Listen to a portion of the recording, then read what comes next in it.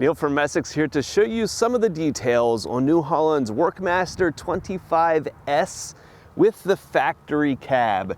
We get a surprising amount of snow here in the Northeast. We saw a lot of cabs on small tractors, but you would not believe how radically different the different enclosure solutions can be for the tractors that are out there. So today we're going to walk you around this machine and show you some of the things that makes it a little unique. Essex, a helping hand with your land. This is the Workmaster 25S, the tractor that this cab machine is based upon. You notice how small this thing looks without the big glass enclosure sitting on top of it. Today we're going to focus on the cab itself. There's a lot to talk about here, but if you're interested in this specific tractor and the loader and the function of the tractor unit itself, we'll have a link down in the description or one of the little cards up here that links you to that video that dives into the details on this machine, but today we're focusing on the cab. There are many different cab solutions for small tractors. For even a small machine like this, you could have just simple soft side enclosures that might be only a couple $100. Different degrees of add-on cabs and varying qualities and fits and finishes. But we always prefer to see factory cabs like this one that's behind me here. When you go through and you look at the cost that's put into a cab like this, the resale value on some of the not as refined solutions is not real good. In fact, almost zero. We would look at a poorly fitted cab onto an existing tractor is adding no value to that machine at all. However, something like this where the factory goes through and works up a cab solution for their tractor adds and preserves almost every dollar that you put into that cab solution. And a lot of that comes down to fit and finish, how the cab sits on the machine, its niceties when you're sitting inside when it comes to fit and finish, how well it sits on the machine. And this one does a really good job of that. You can tell the factory went through and took a lot of steps to make this as nice as a fit as possible. However, there are always compromises that you're going to bump into when doing it on a small tractor like this.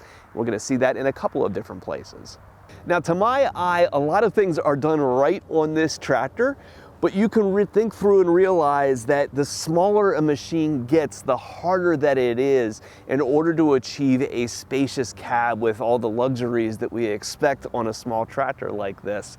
You're going to notice here when you look at this that the cab extends a little bit beyond the sides of the tractor a little bit. It kind of feels a little bit bigger than the operator station itself.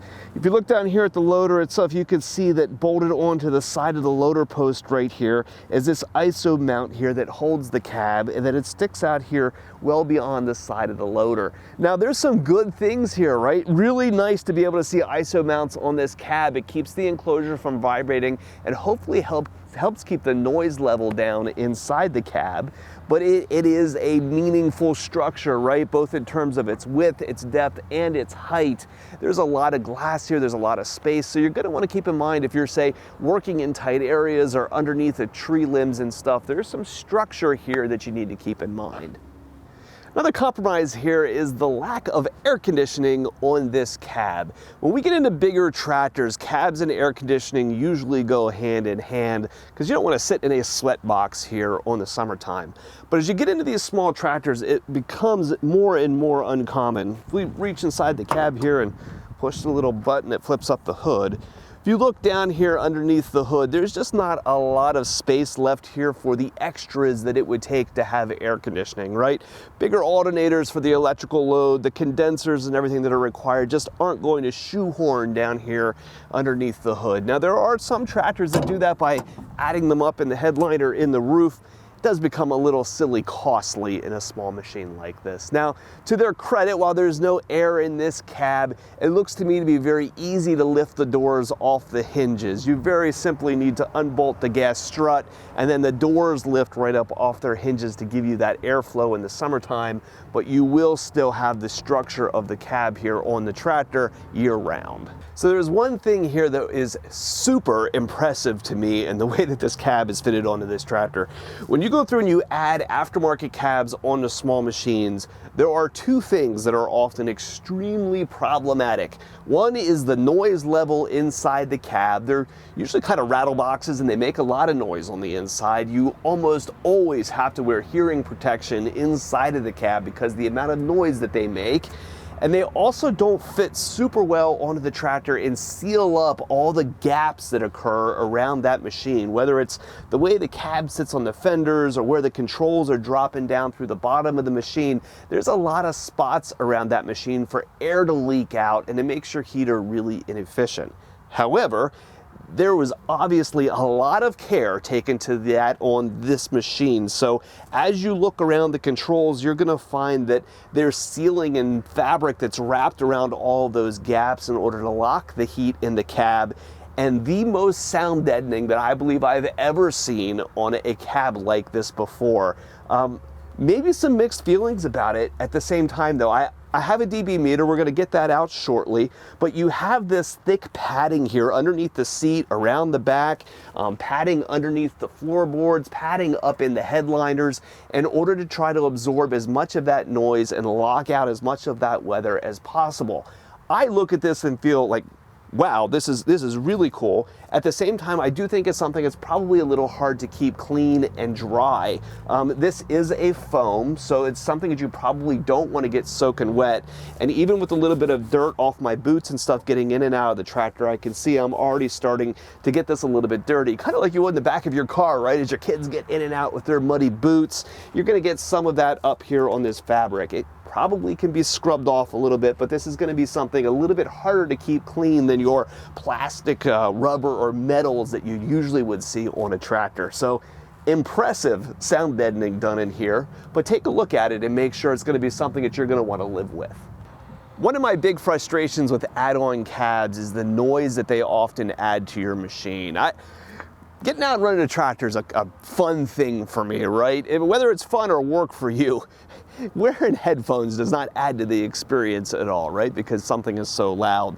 This, though, has actually done a pretty good job, right? When we look at all the deadening in here, I'm expecting some pretty positive results to this. So we're going to start the tractor up,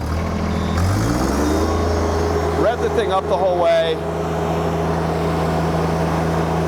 Kind of right up here at the top of the glass, we're reading right about 94 decibels.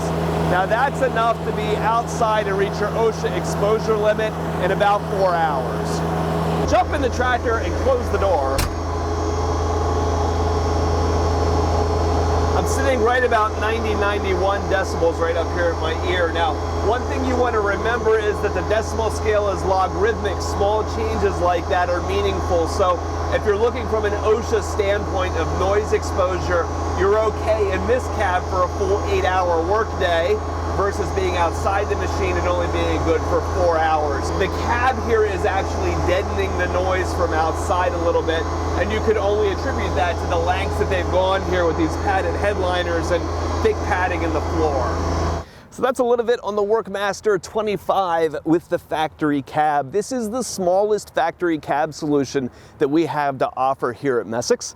Right now we actually have 2 of these machines in stock despite the inventory shortages that you hear about all day long. We've got 2 of these machines ready to roll out the door. You can see that there's a lot of reasons here to like the factory installed options on these. We can come up with a lot of different solutions for you for cabs on tractors that you might be shopping for or machines that you've already got.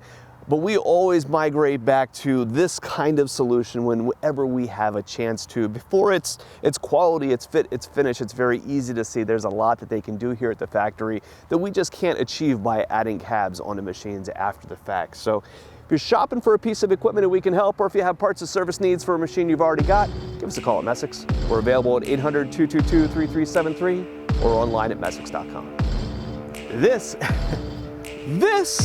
That's Doug DeMuro right there. You ever watch Doug DeMuro? Every video opens with this.